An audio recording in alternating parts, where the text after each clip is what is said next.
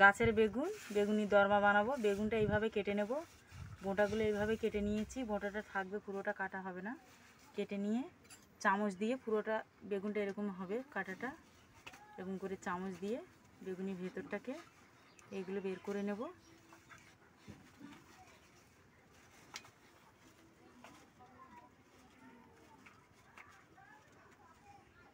এক এক করে আর 5খানা বেগুন আছে, বেগুনগুলোকে কেটে নেব।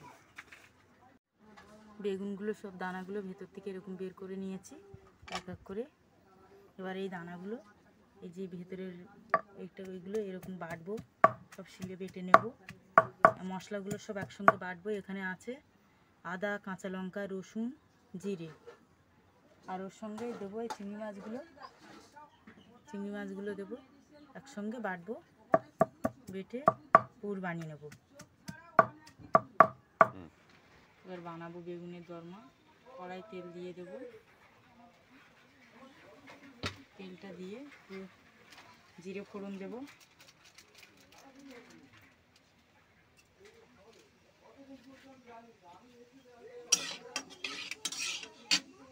জিরেটা ভাজা ভাজা হয়ে আসছে, সাদা জিরে, গোটা জিরে। এবার পেঁয়াজ বাটাটা দেব 2 চামচ।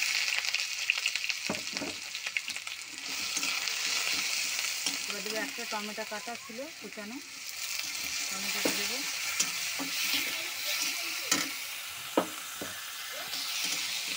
এবার যে বাটা মশলাগুলো ছিল, মশলাগুলো সব দেবো এর মধ্যে। চিংড়ি মাছ, আদা, রসুন, কাঁচা লঙ্কা, বেগুনের ভেতরের অংশটা দেবো, লবণ,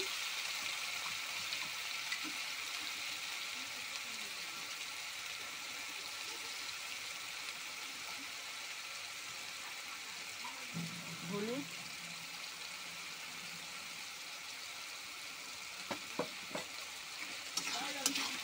দিয়ে ভালো করে কষিয়ে নেব। একটু ঢাকা দিয়ে রাখবো 5 মিনিটের জন্য।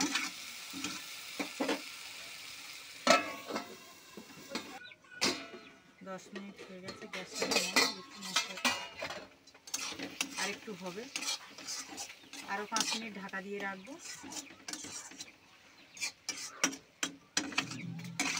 মশলাটাকে ভালো করে কষিয়ে নেব, আরও 5 মিনিট ঢাকা দিয়ে রাখবো। ঢাকনাটা খুলবো, 5 মিনিট হয়ে গেছে, মশলাটা হয়ে এসছে। আর ঢাকা দেবো না, গ্যাসটা একটু বাড়িয়ে মশলাটা আরও একটু কষিয়ে নেব।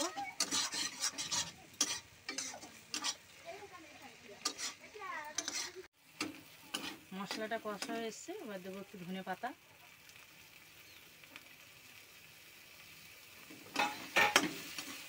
ভালো করে মিশিয়ে নেব, নিয়ে নামিয়ে নেব, নিয়ে ঠান্ডা করতে দেবো। কড়াইটা গরম হয়ে এসছে, তেল দেব,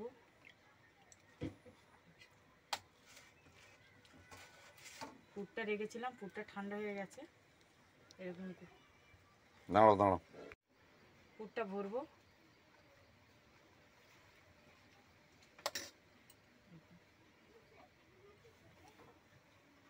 একটা একটা করে ভরে নেব।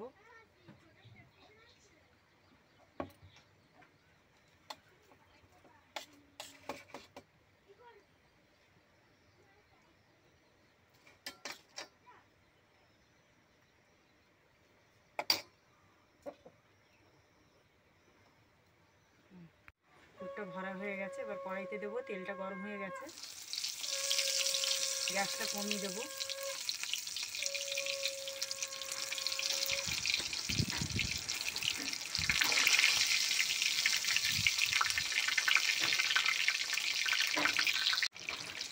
এক পিঠ করে উল্টে দেবো।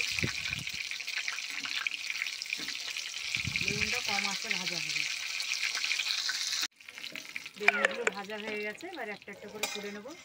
ভাজাটা এরকম হবে, সিদ্ধ হয়ে গেছে।